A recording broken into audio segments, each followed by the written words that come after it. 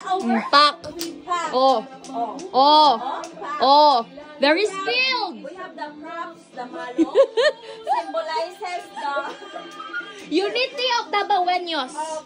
more Iana, you take over. The unity of the Baweños. The color. Their harmony, perfect harmony. Have you seen the patterns along with the malong? You can see the perfect harmony of unity in the Baweños. The color of the gown. The color of the gown symbolizes Christmas, red. The curly hair. The curly hair symbolizes wavy harmony of love. The eyeglasses. The eyeglasses symbolizes the Otsak Batang.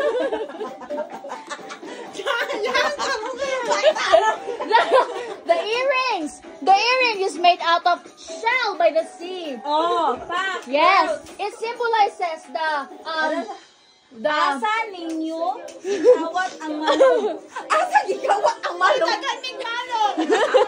More okay. So, the earrings is made out of shells. Galing pa yan siya sa Pilipinas. In the Philippines. Abang galing ang malong, please.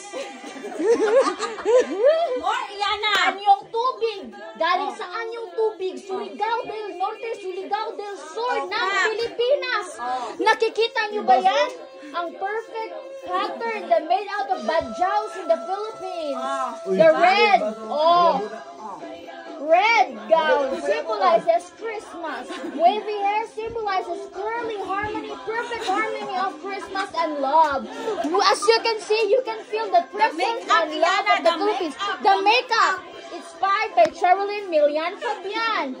The makeup is very just simple, yet it is very giving. The makeup is very appreciative, and as you can see, it gives the makeup gives the perfect and simple. Uy, ang embutido ni balik na. More Iana, elaborate more.